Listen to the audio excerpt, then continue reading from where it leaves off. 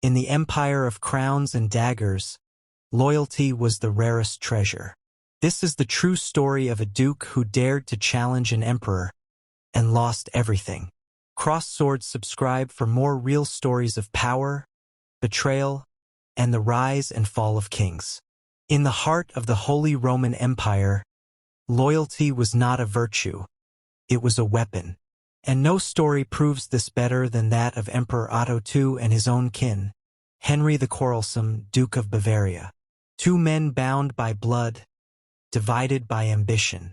Otto II had inherited an empire forged in blood by his father, Otto the Great, a realm that demanded strength and control. But with every crown comes fear, the fear of those who want it.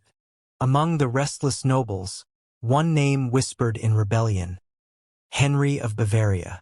Henry believed he deserved the empire. He was of royal blood, cousin to Otto, and a man who bowed to no one. Yet Otto's growing power and his foreign wife, the Byzantine queen, made Henry feel pushed aside. So the duke began to whisper, then to plan. Henry gathered the discontented princes, those who envied Otto's rule. Together they dreamed of rebellion. But dreams, when fed by pride, always turn into fire. Otto, hoping for peace, invited his cousin to council. Henry came, not with peace in his heart, but with poison in his tongue. He accused Otto of weakening the empire, of favoring foreigners. The court erupted in shouts. The emperor's face turned to stone. Betrayal met its price that day. Otto ordered Henry's arrest, his cousin, his blood. The once proud Duke of Bavaria was thrown into a cold cell beneath the castle. The empire was safe, for now.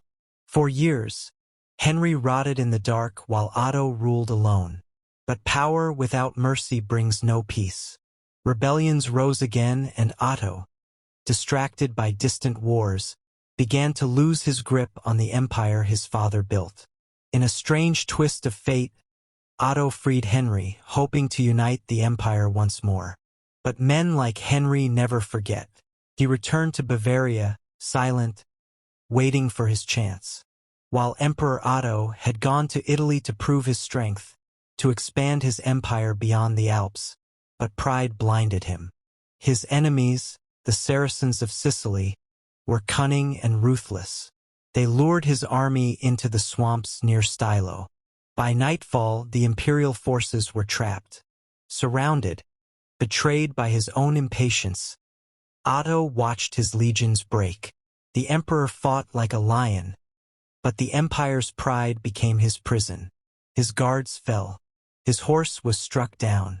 The man who once ruled half of Europe stood alone in the dark, clutching his sword, facing an army that wanted his head.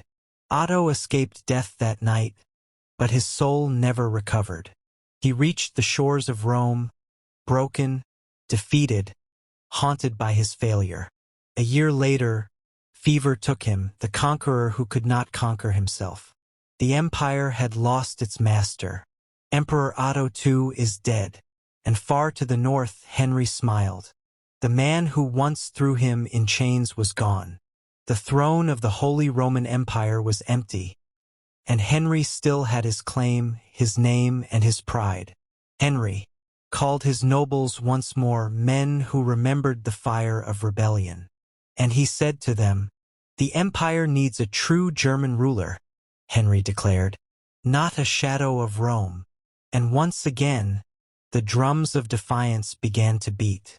Meanwhile, in Aachen, the young Otto III, the late emperor's infant son, is crowned under the guardianship of Empress Theophanu and loyal generals. The empire braces for another storm.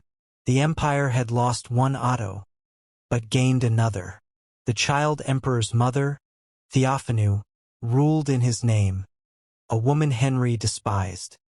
He called her a foreigner, a fraud, unworthy of the throne. But Theophanu was no weak widow. She moved with quiet power. Henry's second rebellion failed before it began. Surrounded, betrayed by his own allies, he was captured again. This time there was no mercy, no release. He was stripped of his titles, his lands, and his pride. Henry kneels before the Empress's envoys, his armor broken, his crown gone. The hall is silent except for the echo of his own breath. The man who once defied an emperor became a ghost, a reminder of what ambition without patience can destroy. Otto's empire lived on through his son. Henry died in silence, his name a warning carved into the cold stones of history. 2 men, 1 crown, both consumed by pride. Power reveals the truth in every man. For Otto it revealed pride. For Henry it revealed envy. And in the end, both lost what they loved most, the empire that could have united them. Cross swords in the game of power. Loyalty may bind men, but pride always breaks them. Subscribe to Tales of Kings and Power for more true stories of rulers, rivals, and the thrones that destroyed them.